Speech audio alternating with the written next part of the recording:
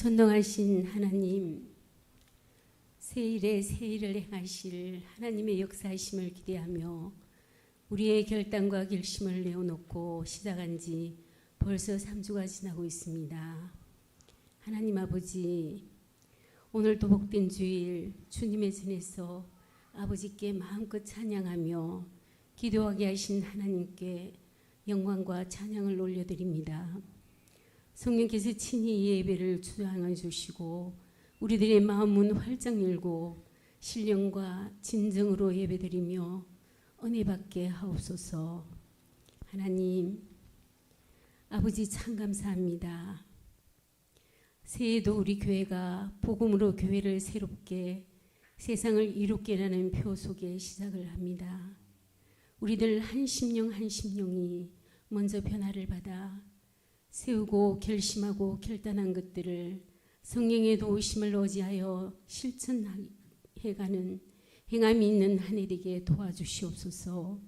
하나님, 야베스의 기도가 우리의 기도가 되어 우리 주님께서 우리의 삶 속에 복의 복을 더하사 우리의 지경을 넓히고 주의 손으로 우리를 도우사 환난을 벗으나 근심이 없게 하옵소서.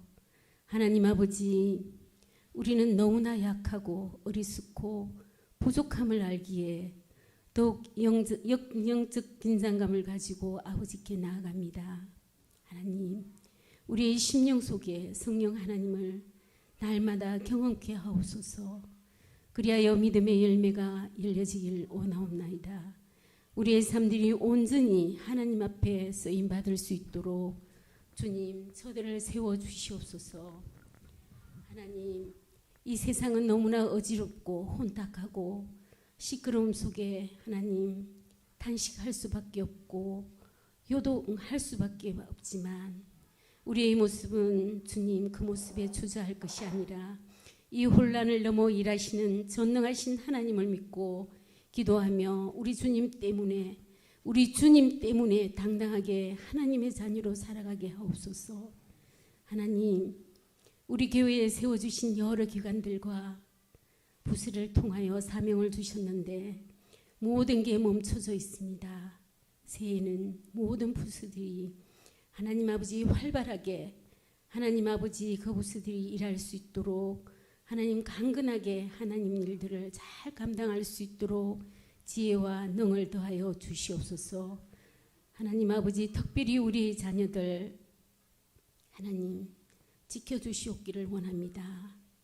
가정과 하나님 부모의 품을 떠나 군무로 직장으로 하나님 학업으로 떠나 있는 자녀들 세상 속에서 하나님 지켜주시고 참으로 하나님 있는 곳에서 좋은 선생님, 좋은 친구들, 좋은 선후배들, 좋은 직장 동료들을 만날 수 있도록 주님 도와주시옵소서.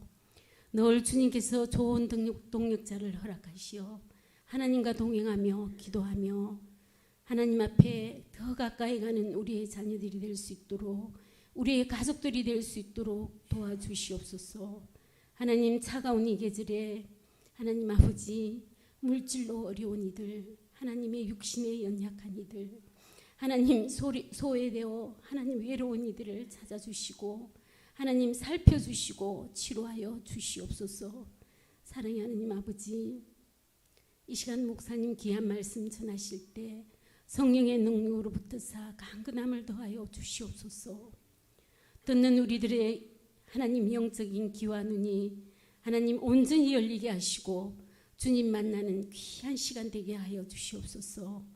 또 하나님의 주신 힘으로 여러 가지 주신 사명 잘 감당하는 모든 권속들에게 새해는 하나님의 복 주시는 은혜가 풍성하며 성령 충만하기를 원하오며 우리의 기도에 쏙히 응답하시는 예수 그리스도 이름으로 감사하며 기도드립니다.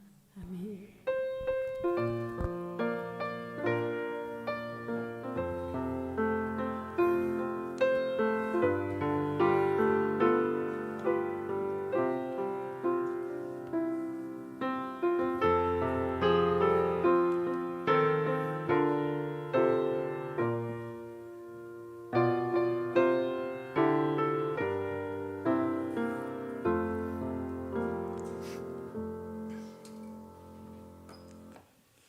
찬송가 452장 찬양 드리겠습니다. 주보와 좀 다릅니다.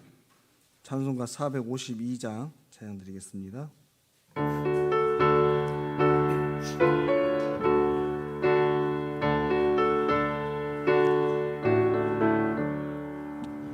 내 모든 소원 기도의 제목 예수님 닮기 원함이라. 예수님 형상 나 인기 위해 세상에 복 아끼지 않네.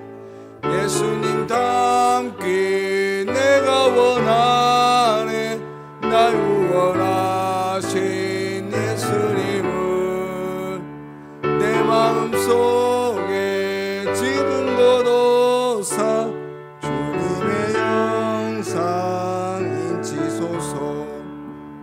무한한 사랑 풍성한 공율 슬픈 자 위로하시는 주.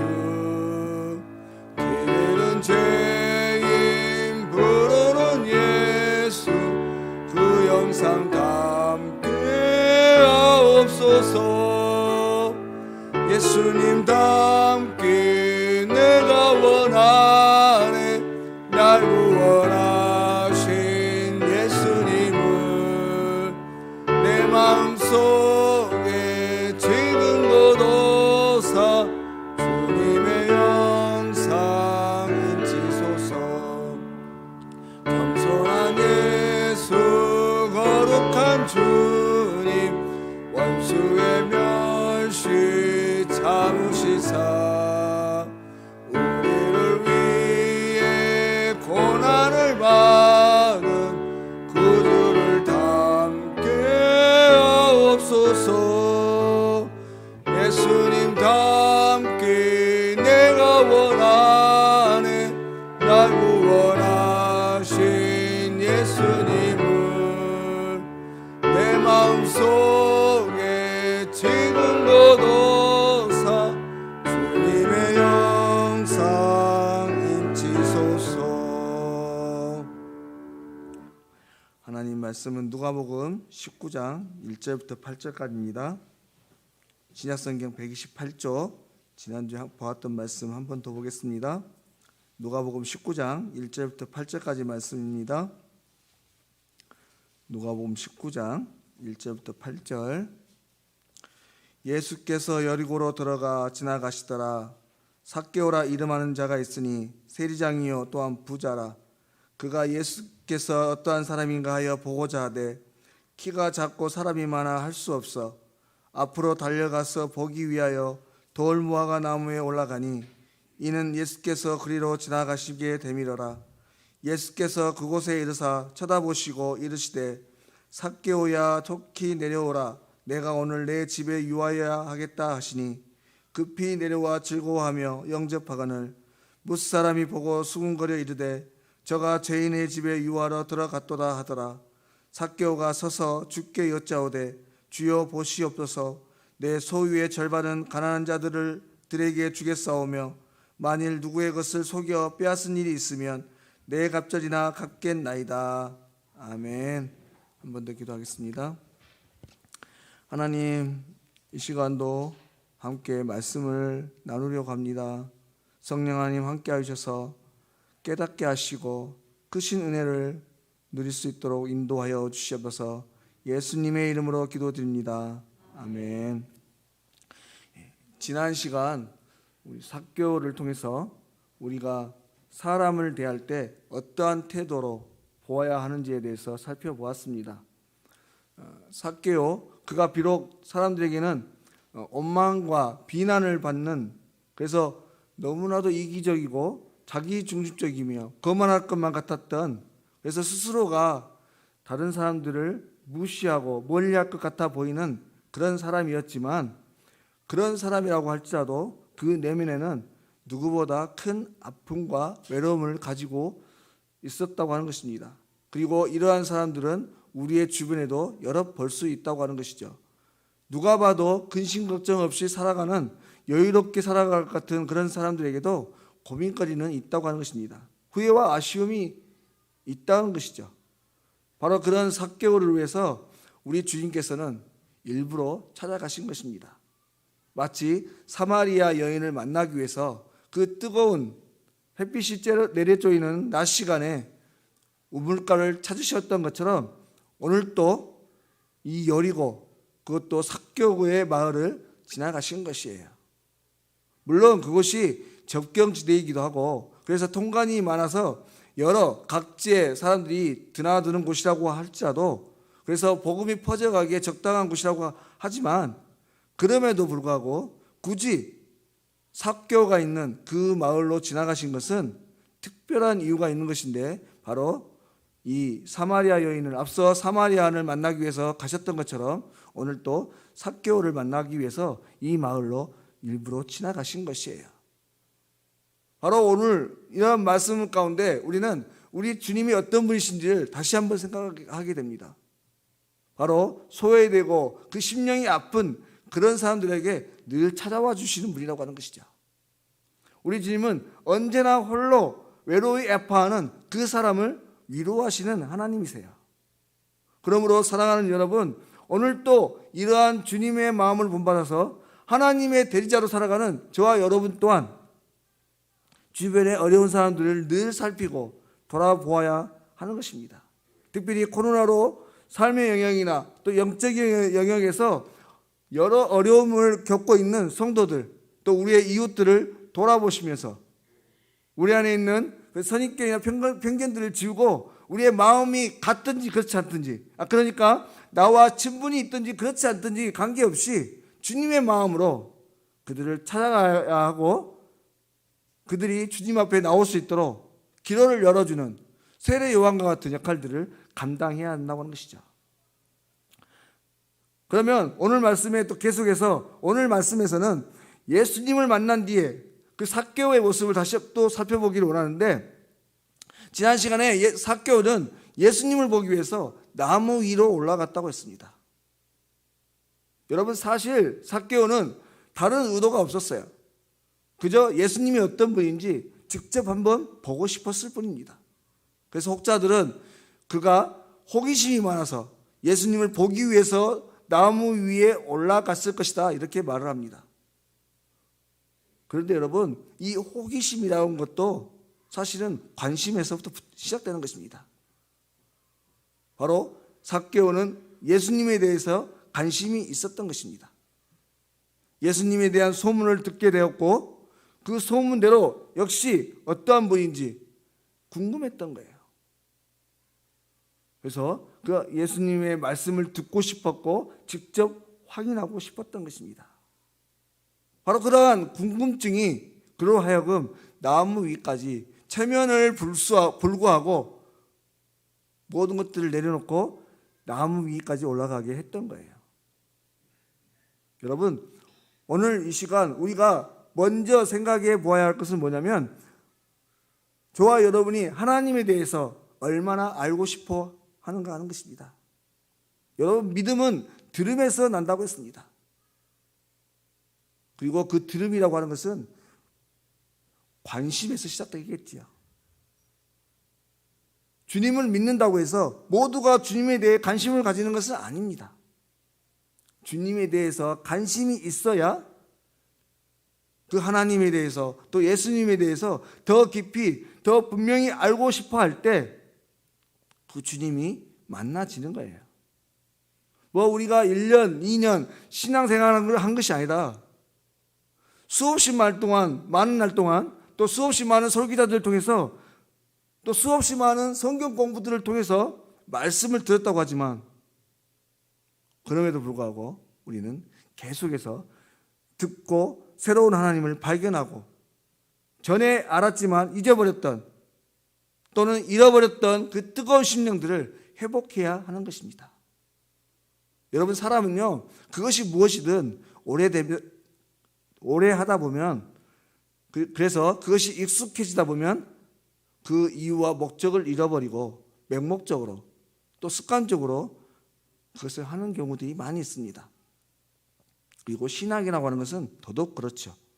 그래서 이 신학이라고 하는 것은 스스로 주님 앞에 나아가지 않으면 기독교의 신비, 그러니까 하나님을 왜 믿어야 하는가, 왜 기독교는 우리에게 종교 이상의 의미를 주는 것인가에 대해서 깨닫지를 못하게 됩니다. 또 이전에 아무리 많은 신비한 경험들, 뭐 기적이나 병 고침이나 놀라운 일들을 경험했다 할지라도 그것이 세월이 지나보면 그것은 그저 추억으로만 남아있는 것이지 현재 신앙에 그 어떤 영향도 역할도 하지 못하게 되는 것이에요. 여러분, 이러한 사람, 즉 하나님에 대해서 더 이상을 알려고 하지 않고 어설프게 그 신앙을 유지하고 있는 그런 사람은요, 결국에는 종교다원주의에 빠질 위험이 큽니다. 종교다원주의가 뭡니까, 여러분? 세상의 모든 신들을 다 인정하는 거예요. 하나님도 신이고 알라도 신이고 석가모니도 공자도 예수님도 모두가 같은 성자로 여겨질 뿐입니다. 결국 이러한 신앙과는 우리의 신앙을 희석시켜버리죠. 그래서 주일에 교회에 오긴 하지만 종교란에 기독교라고 쓰기는 하지만 하나님이 어떤 분인지, 우리와 어떤 관계에 있는지, 그리고 하나님의 나라가 어디에 있는지, 어떻게 누리게 되는지에 대해서 전혀 관심도 없고 알려고도 하지 않습니다. 그저 습관처럼 예배드리고 말씀을 듣고 있지만, 기도를 하고 있지만 말씀이 들려지지 않고 기도가 되어지지 않는 그런 상황 가운데 이를 수 있게 된다고 하는 것입니다. 여러분, 성경에 보면 유대인들이 유독 싫어하는 사람들이 있습니다. 누굽니까? 사마리아 사람들입니다. 왜 그들을 싫어하고 그들과 상종하지도 않을까요? 그것은 그들이 희석되었기 때문에 그렇습니다. 북이스라엘이 아수르에 망하고 혼혈 정책으로 이방인들과 섞어놨어요. 그 다음에 그들과 살아가다 보니 그들의 신앙이 약해진 겁니다. 또 이 유다가 망하면서 그 솔로몬이 죽으면서 그 르호보암 시대에 여로보암과 나눠졌습니다. 그러면서 이 여로보암이 그 이스라엘 백성들을 종교를 이상하게 희석시켜 놨어요. 또 뒤에 나오겠지만 또 여호수아의 시대에 가나안 땅을 정복하면서 하나님께서 분명히 그 땅의 모든 생명이 있는 것들은 멸절시키라고 말씀하셨는데 다 몰아내지를 못했어요. 함께 살았죠. 그것은 뭐 여러 가지 이유가 있습니다. 뭐 이스라엘이 속아서도 그런 것도 있고 또 힘이 못 미쳐서 몰아내지 못한 것도 있지만 또 일부러 몰아내지 않은 경우도 있어요. 나중에 또 성경 공부를 통해서 그것들도 깊이 알 수 있는 기회가 있겠지만 어쨌든 그렇습니다. 그래서 여호수아가 그 말년에 백성들에게 뭐라고 얘기하냐면 하나님 한 분만 섬겨라. 나와 내 가정은 하나님 한 분만 섬기겠다. 너희도 그렇게 해라. 강조합니다. 왜냐하면 그들이 이미 희석되었기 때문에 그렇습니다. 사랑하는 여러분, 바라건대 저와 여러분 또한 순도 100%의 신앙, 주님을 처음 만났을 때의 그 신앙을 지키고 유지하기 위해서 여호수아의 말처럼 오직 하나님 한 분만을 사랑하고 섬겨야 할 줄로 믿습니다. 그리고 이를 위해서 우리는 하나님에 대해서 더 분명하고 확실하게 알아야겠지요. 오직 예수, 오직 하나님만을 나의 하나님으로 절대 진리로 여기고 그분만을 더욱 깊이 알아가려고 해야 합니다. 그렇지 않을 때 앞서 말한 그런 사람들과 같이 습관처럼 그냥 무의미하게 살아가다 보면 나중에는 종교다원주의에 빠질 수 있고 종교 매너리즘에 빠질 수도 있음을 우리는 잊지 말아야 된다고 하는 것이에요. 그러므로 오늘 또 우리는 우리의 신앙이 더 자라갈수록, 신앙의 연수가 더 많아질수록, 주님 앞에 나아가는 그 순간까지 우리는 주님에 대해서 더 깊이 알려고 노력하고 애쓰고 수고해야 되는 것이죠. 그러면 이 알미라고 하는 것, 하나님을 아는 것이 어떠한 방식으로 가능하게 될 것인가? 그것은 우리가 너무나 잘 아시는 것처럼 성경 말씀이 기본입니다. 우리가 학생들에게 공부를 할 때 기본 하지 않습니까? 그리고 그 기본은 뭐라고 얘기합니까? 교과서 중심이라고 얘기합니다. 마찬가지로 성경은 우리에게 신앙에 있어서 아주 교과서와 같은 기본이 되는 거예요. 물론 성경만 읽어서는 하나님의 뜻과 말씀, 그리고 우리가 흔히 말하는 교리와 같은 것을 온전히 알고 해석하기가 어렵습니다. 그래서 주석이 있고 여러 강해집이 있고 또 목사와 같은 설교자들이 있고 이미 먼저 많은 것을 깨달으신 믿음의 선배들의 경건서적들이 있습니다. 이런 것들을 통해서 우리는 좀 더 분명하게, 좀 더 정확히 하나님의 마음과 뜻을 살펴볼 수가 있는데, 할 수만 있는 대로 성경을 읽고 또 베레아 사람들처럼 정말 그러한가 늘 묵상하고 공부해야 된다고 하는 것이죠. 그런데 우리가 이 삶에 대해서 분명히 해야 될 것 또 한 가지가 있는데, 그것은 무엇이냐면 성경에서 말하는 이 아는 것이란 어떤 의미가 있는가 하는 것입니다. 요한일서 4장의 말씀에 보면 하나님을 알고 하나님을 사랑하는 자, 그 사람도 하나님의 사랑을 실천할 것이다 이렇게 말하면서 그 알에 대해서 이 하나님을 알다라는 용어를 사용하는데, 이 여기서 쓰이는 알다라고 하는 이 용어가 원어로 야다라는 말입니다. 그리고 이 야다라는 말의 뜻은 경험하다, 성관계를 하다 이런 뜻이 담겨 있어요. 다시 말해서 내가 무엇인가 또 누군가를 안다고 할 때 그것은 실제적으로 그 사람과 인격적이든 육체적이든 어떤 모양으로든 관계를 맺고 경험하는 것을 의미하는 것입니다. 그래서 이 말을 바꿔 말하면 경험하지 않은 것은 아는 것이 아니다 이렇게도 말씀할 수 있는데요, 우리가 하나님을 아는 것은 단순히 머리로 지성으로만 하나님을 아는 것이 아니라 우리의 조상 아브라함이 그랬듯이 또 이삭이 야곱이 그러했던 것처럼 또 수많은 믿음의 선배들이 그랬던 것처럼 직접 만나고 경험해야 됩니다. 바로 그 살아계신 하나님과 교제하는 것, 그것이 바로 아는 것이에요. 여러분, 성경을 통해 우리가 배우는 역사라고 하는 것은 무엇입니까? 바로 하나님과의 만남, 하나님을 경험하는 사건의 연속이었습니다. 또한 앞서 이 야다의 뜻에 대해서 남자와 여자가 결혼을 하고 성경 관계를 같이 하는 것 정도로 서로를 알 때와 같이 속속들이 아는 것이라고 말했는데, 그래서 이 성경에서 동침하지 않는다고 하는 것은 누가 누구를 알지 못한다 이렇게 말할 때도 사용한다고 해요. 사실 우리가 흔히 말할 때 안다고 하는 것은 이런 히브리적인 개념보다는 헬라적 개념을 많이 사용합니다. 뭐냐면 히브리 사람들은 이 사람에 대해서 육체와 마음과 영혼 이 세 가지로 구성되어 있다고 생각했어요. 하지만 헬라인들은 마음과 생각 두 개로 나눠 생각했습니다. 이분법적으로 생각을 했죠. 그래서 동양인들은 마음과 생각을 하나로 여기는 성향이 강하지만 서양인들은 마음과 감정과 느낌을 의미하는 마음과 머리의 지시적 인지적 활동을 생각하는 생각으로 나눠져 있습니다. 그런데 로마 시대가 로마가 이 유대를 지배할 때 이 헬라적 사고가 그 세계관이 그 시대를 지배하고 있었는데, 박해를 받던 그리스도인들이 복음을 전하기 위해서 그 사람들이 생각하는 가치관, 그 세계관대로 변형해서 설명을 했다고 하는 거예요.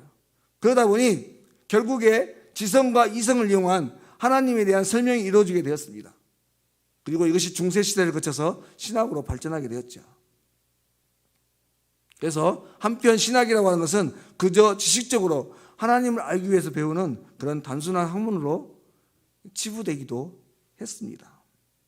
물론 성경이 기록된 이 시대, 상황, 철학, 배경 모든 이론들에 대해서 이론들을 통해서 하나님에 대해서 아는 게 참 중요합니다.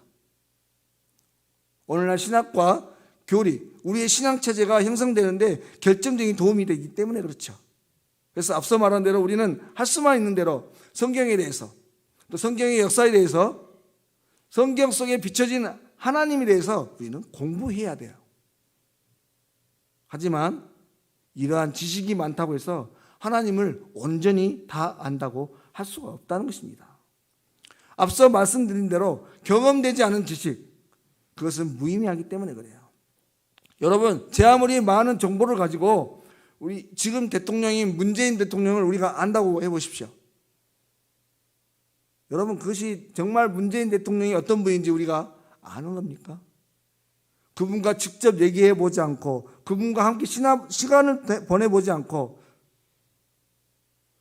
그분의 생각이 어떤 생각인지를 내가 공유해 보지 못하면 그를 안다라고 결코 말할 수가 없는 겁니다. 이성만으로 하나님을 더 분명하고 더 깊이 알 수가 없는 것이에요. 저도 한때는 청년들을 전도할 때 이성적인 방법으로 접근해 보기도 했습니다. 하나님은 이러이러한 분이고 하나님이 이러이러한 방법으로 천지 창조하셨고 우리는 이러이러한 것들을 볼 때 죄인이고 그러니 우리는 하나님 믿어야 되고 얼마든지 논리적으로 설명을 할 수가 있습니다. 하지만 그렇게 설명을 한다고 해서 그 사람이 맞네요 라고 납득을 한다고 해서 예수님을 영접하고 구원의 길로 나옵니까? 특별히 불교 신자나 이런 사람들이 맞네요 당장에 나옵니까? 그렇지 않다고 하는 거예요. 우리는 성경 말씀을 통해서 홍해를 건너게 하신 하나님, 그 하나님에 대해서 믿을 수 있습니다. 아멘, 믿음으로 고백합니다. 하지만 머리로 하나님을 안다고 해서 그 사람이 온전히 하나님을 알 수 있는 것도 아니고 그러한 사람일수록 시험이 오면 쉽게 넘어질 수밖에 없다고 하는 거예요. 물론 하나님을 알기 위해 경험해야 한다고 말씀을 드리지만 이것이 단적으로 체험을 말하는 것은 아닙니다. 다시 말해서 육체적인 체험을 해야만 하나님을 아는 것이라고 말하는 것이 아니에요. 우리는 영적으로, 영으로 하나님을 만나고 알아야 되는 것입니다. 왜냐하면 우리는 영적인 존재이기 때문에 그렇습니다. 여러분, 우리가 간혹 잊고 사는 한 가지가 있는데요. 그것은 우리가 영적 존재라고 하는 것입니다. 우리의 진짜 나는요, 겉모양의 나가 아니라 이성으로 생각하고 판단하는 것이 내가 아니라 내 안에 있는 이 영이 정말 나예요. 그리고 우리는 이 영으로 살아가는 것입니다. 골방으로 나가서 무릎으로 하나님의 얼굴을 구해야 하고 성령께서 주시는 말씀을 성경을 통해 확인하고 그 말씀을 삶 속에 실천함으로 기도 가운데 말씀 가운데 주신 하나님의 생각만을 가지고 머리가 아닌 그 하나님으로 가슴으로 느끼는 우리의 영으로 느끼는 그 하나님의 말씀을 가지고 살아가야 한다고 하는 것입니다. 그러므로 사랑하는 여러분, 올 한 해도 주님을 더욱 알고자 말씀으로 또 영으로 나아가시는 저와 여러분이 되실 수 있기를 바랍니다.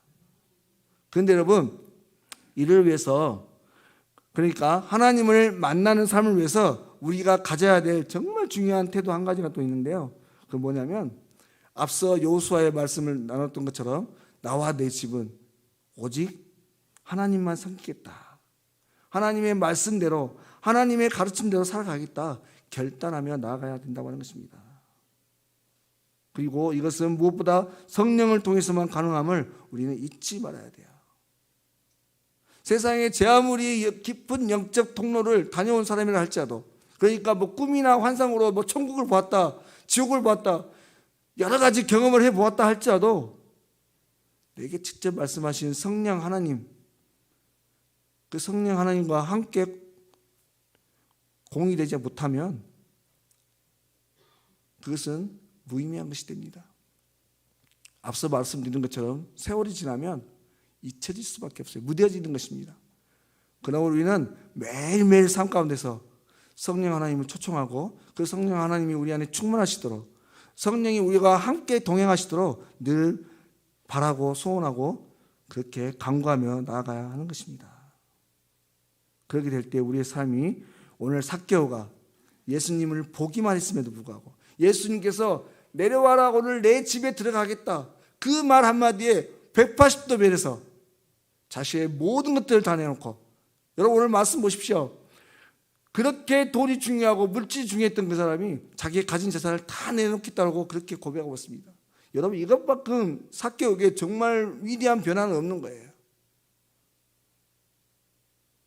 여러분, 우리가 하나님을 알고 하나님을 만난 사람이라고 한다면, 또 우리가 그렇게 하나님과의 만남의 삶을 원한다면 성령의 이끄심을 따라 우리는 매일매일 변해야 됩니다. 달라져야 됩니다. 그것을 우리 신학적 용어로 성화라고 하죠. 매일매일 성화됨으로 말미암아서 하나님이 기뻐하시는 하나님의 사람, 이 통영 지역에 또 나라와 민족과 온 세계 가운데 복음을 흘려보내는 하나님의 사람으로서 귀하게 쓰임받기로 다짐할 수 있는 귀하고 복된 한 해가 되실 수 있기를 주의 이름으로 간절히 소망합니다. 기도드리겠습니다. 하나님 아버지, 오늘 또 귀한 말씀의 자리에 이끌어 주시고 주의 말씀 들을 수 있도록 인도하심을 참으로 감사합니다. 믿음은 들음에서 난다고 했습니다.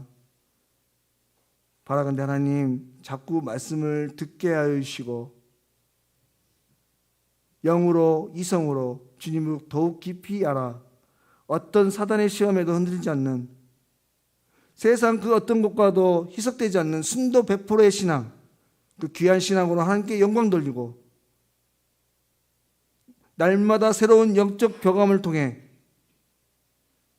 매일매일 삶 속에서 하나님의 나라를 누리게 해야 돼. 부족한 종들을 통해서 하나님의 나라가 확장되는 놀라운 은혜를 또 영광을 누릴 수 있는 복된 하나님의 사람들 되게 하여 주시옵소서. 모든 것 걸어가신 예수님의 이름으로 기도드립니다. 아멘. 찬송가 453장 찬양 드리겠습니다.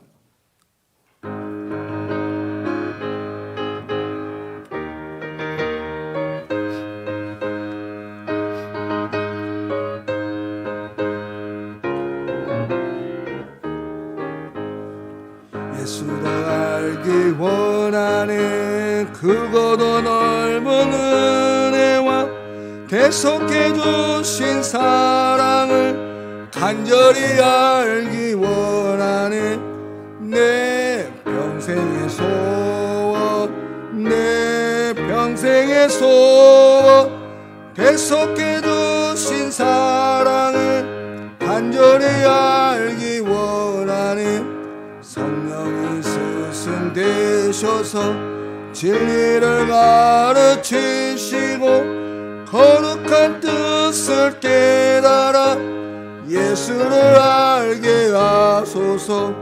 내 평생의 소원, 내 평생의 소원, 계속해 주신 사랑을 간절히 알기 원하는 성령에 담아 받아서 하나님 말씀 배우니 그 말씀 안절안절히 내 맘에 교훈 되도다. 내 평생의 소원, 내 평생의 소원, 계속해 주신 사랑을 간절히 알기 원하네. 예수가 계신 보좌는 영광에 돌려 있도다. 평화의 왕이 오시니 그 나라 왕성하도다. 내 평생의 소원, 내 평생의 소원, 계속해 주신 사랑을 간절히 알기 원하네.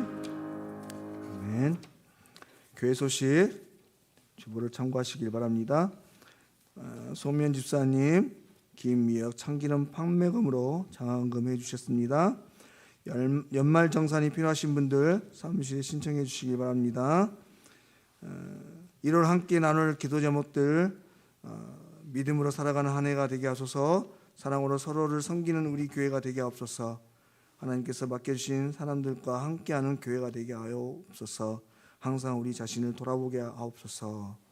이제 한 주간 남았는데요, 한 2주간 남았는데 남은 기간 동안 기도 제목 가지고 함께 힘써 기도하시는 저와 여러분 되실 수 있기를 바랍니다. 나머지 광고는 주보를 참고하시기 바랍니다. 제가 축도하고 예배 마치겠습니다. 우리 주 예수 그리스도의 은혜와 아버지 하나님의 사랑과 성령의 교통하심이 주님과의 깊은 만남을 사모하되 영으로 만나기를 바라는 우리 사랑하는 통영교회 모든 성도들 머리 위에와 저들의 가정과 자녀들 위에 또 삶과 모든 일터 가운데 이제로부터 영원토록 함께 하시옵기를 간절히 축원하옵나이다. 아멘.